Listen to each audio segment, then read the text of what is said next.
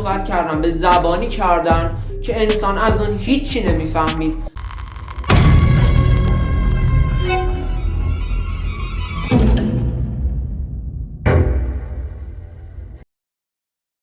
سلام دوستان، چطورین؟ من میستریا هستم و خوش اومدید به یه ویدیوی خفن دیگه از کانال یوتیوب من.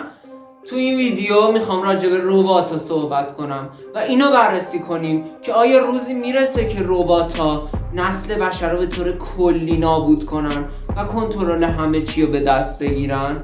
بریم ادامه ویدیو راجع به 2 ربات عجیب فیسبوک صحبت کنیم و تازه ربات انسان نمایی که توی بازی سنگ کاغذ قیچی برنده شد و یه صحبت خیلی عجیبی کرد. قبل از هر چیز ویدیو لایک کنید، کانال سابسکرایب کنید و یه کامنت انگلیسی برام بذارین که ساباتون نریزه و بریم ادامه ویدیو ببینیم چه اتفاقی قراره بیفته.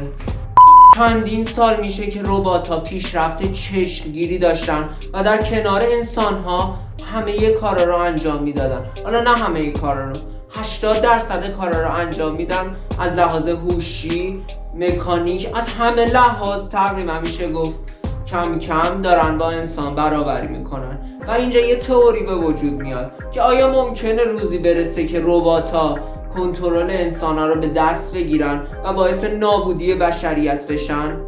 برمیگردیم به چندین سال قبل، زمانی که فیسبوک 2 ربات انسان نما رو برای اینکه کارا رو انجام بدن روشن کرده بود و چندین روز میشد که این ربات‌ها داشتن به کار خودشون ادامه میدادن، تا اینکه بعد از 4 روز این ربات‌ها شروع به صحبت کردن به زبانی کردن که انسان از اون هیچی نمیفهمید و عملا بین خودشون یه زبونی اختراع کرده بودن و با اون صحبت میکردن، آدما هم هیچی نمیفهمیدن. شرکت فیسبوک به محض اینکه این عمل رو دید کلا اون 2 ربات رو خاموش کرد و قضیه اون 2 ربات جمع شد. چندین سال از اون موضوع میگذره و همین 2 ماه پیش بود که توی تاک شوی آمریکایی یه ربات انسان نما بازی سنگ کاغذ قیچی رو میبره و حرفی که میزنه واقعا عجیبه.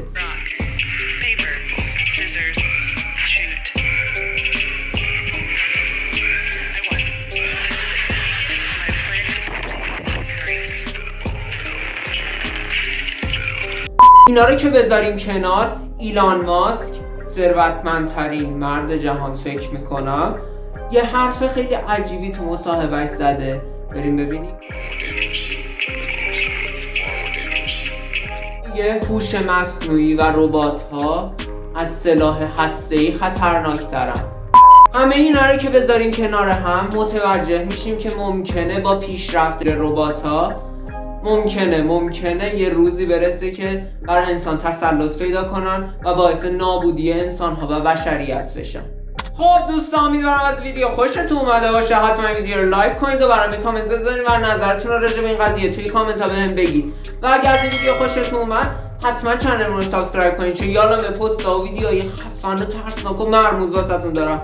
راستی بچه‌ها، این که من الان دارم این ویدیو رو با این موضوع میذارم، چنل قبلی من پاک شد و من این ویدیو رو حدود 2 ماه پیش رکورد کرده بودم و الان جدید واسهتون رکورد کردم که تو این چنلم بذارم و بتونید ببینید. عشق منید، حتما چنل رو سابسکرایب کنید، قبلش یه کامنت انگلیسی برام بذارید که حسابتون نپره و عشق منید. تا یه ویدیوی دیگه، گودبای.